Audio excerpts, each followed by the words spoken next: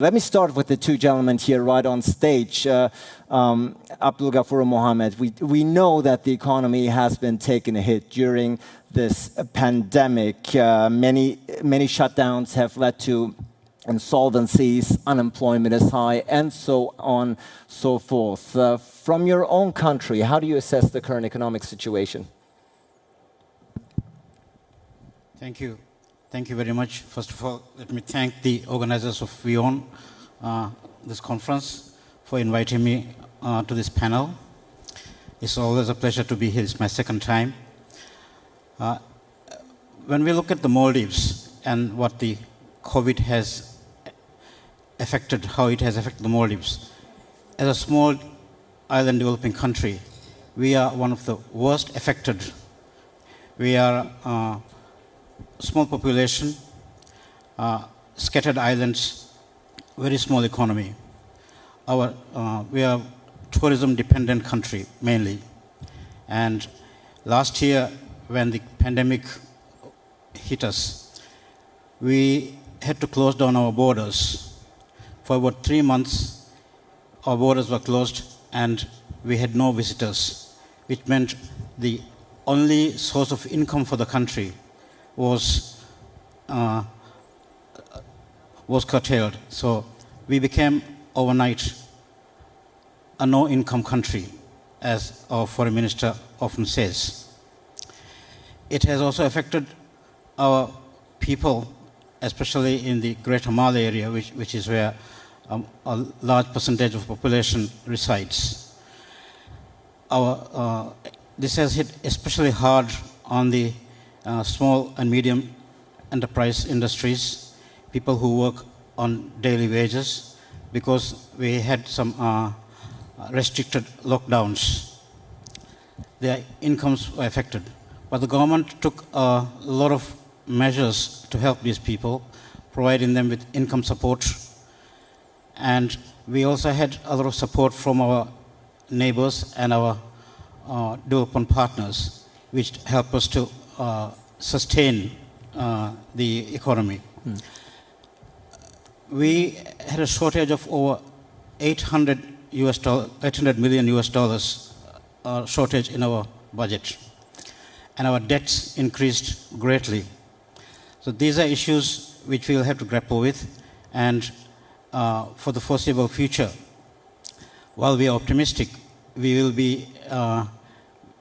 have to be very careful in managing our economy and ensuring that the livelihoods of people are kept on even keel. Global tourism is, of course, one of the sectors that has been hit the worst. We are coming to you live from Dubai, one of the major tourist destinations all around the world, which surely and undoubtedly has felt the impact. Your country, of course, as well. How have you been able, if at all, to alleviate that loss and that suffering?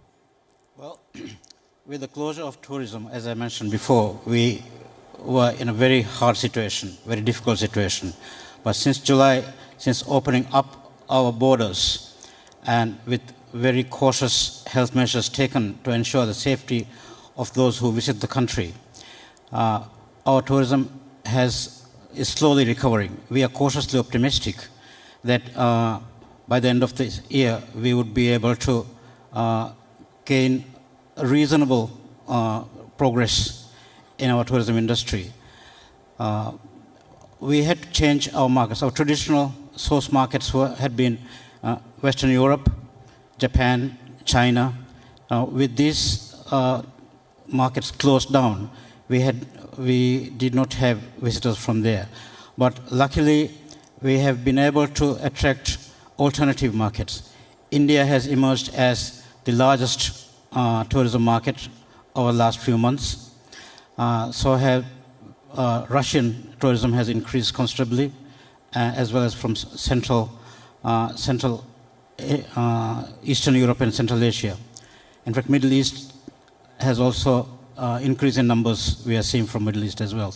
So there has been a slight shift in our source markets. This has helped to keep the industry rolling out and becoming to survive. We, in fact, we have had over 500,000 tourists arrival this year to date, which is quite encouraging. And during the Christmas New Year period, all of our tourist facilities were quite full. So these were the good things that happened. Right. That we are able to diversify our markets, and we do hope that with the opening of the European markets later in the year, hopefully with the vaccine rollout, that our industry will come back to what it was before, even if not fully, but to reasonable amount. What are the signs that give you hope that we will be back on track at some point, if perhaps not back to a pre-pandemic world economy, but on an improved track nonetheless? What gives you hope? Well, what has sustained Maldives over the past year and a half or so has been its relationships, its friendships, its partnerships with the rest of the world. And as a small country, as like other small countries, we hope for a stronger multilateral framework where these kind of global issues are dealt with collectively through cooperation among everybody. One of the things that Maldives had hoped for and we had been helped by is the debt suspension initiative.